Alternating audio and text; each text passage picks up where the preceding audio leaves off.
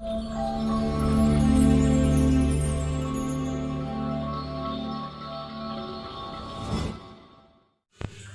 Pankaj Kawatra welcome you in my YouTube channel. आज के इस वीडियो में मैं आपके लिए लाया हूँ एक लीगल डिक्टेशन। लीगल डिक्टेशन उन स्टूडेंट्स के काम आती है जो कोर्ट का एग्जाम देना चाहते हैं। तो कोर्ट के एग्जाम में डिक्टेशन वही होती है। कोर्ट के एग्जाम में क्या होता है, कुछ ऐसे वर्ड्स आते हैं जो कोर्ट में यूज होते हैं, यानी लीगल वर्ड्स होते हैं।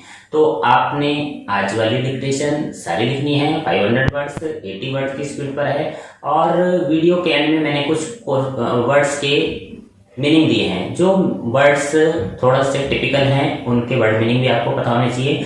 और डिक्टेशन लिखने के बाद आपने इसको ट्रांसक्राइब जरूर करना है। ट्रांसक्राइब करने के बाद आप इसको चेक करेंगे। चेक करने के लिए जो पैसेज है आपको वीडियो के डिस्क्रिप्शन में मिल जाएगा, तो उसको चेक करना है, चेक जरूर करना है। और चेक करने के बाद मिस्टेक्स देखनी है। अगर ज्यादा मिस्टेक है तो आप इसको एक बार दोबारा जरूर लिखेंगे। तो शुरू करते हैं आज की वीडियो। आप अपनी नोटबुक और पेंसिल लेकर रेडी हो जाओ। Yes, be ready, start. Shri W.H. Khan, learned senior advocate appearing for the appellant in special appeal number 449 of 2011, contended that the order of District Inspector of Schools was liable to be set aside. He submits that there being two rival claimants regarding elections of the Committee of Management dated 31st/10/2010, the District Inspector of Schools had no jurisdiction to adjudicate the dispute, and he was obliged to make a reference to the regional level committee in accordance with the government orders dated 19/12/2000 and 20/10/2008. He further submits that the order of Honorable Single Judge dated 1/12/2010, by which this court directed the District Inspector of Schools to re-examine the matter, cannot confer jurisdiction on the District Inspector of Schools, which was not otherwise available to him, and the District Inspector of Schools ought to have considered the question as to whether he was competent to decide the dispute, or reference to regional level committee was necessary. He submits that the order of District Inspector of Schools dated 11/2/2011 deserves to be set aside by Honorable Single Judge, and Honorable Single Judge erred in not setting aside the said order.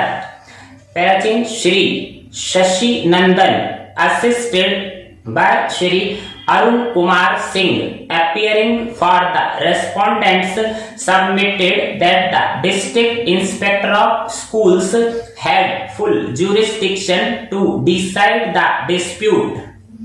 He submits that according to the government order dated 20/10/2008, the District Inspector of Schools has been conferred with the jurisdiction to determine the claim of elections of Committee of Management, and the order dated 11/2/2011 was well within his jurisdiction.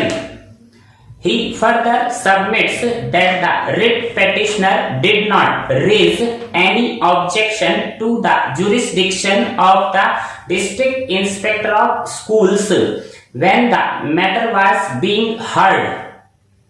He further submits that in writ petition filed by the writ petitioner challenging the order of District Inspector of Schools dated 3/11/2010, no ground was taken that District Inspector of Schools had no jurisdiction to determine the dispute.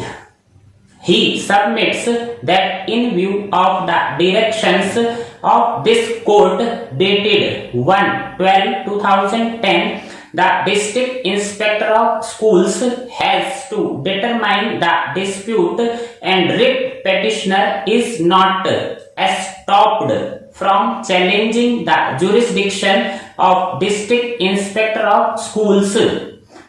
Change the submissions of learned counsel for the parties center around to the issue as to whether in the facts of the present case the dispute of rival claims of management could have been decided by the District Inspector of Schools, or it was necessary for the District Inspector of Schools to refer the dispute before the regional level committee.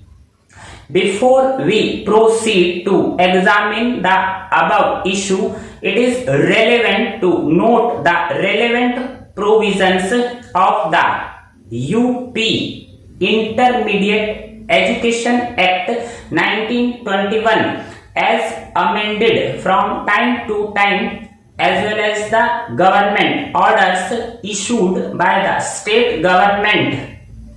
The District Inspector of Schools under the statutory provisions of the UP Intermediate Education Act 1921 and under the UP High School and Intermediate College Act 1971 had to perform various statutory functions in collaboration with the Committee of Management. Thank you.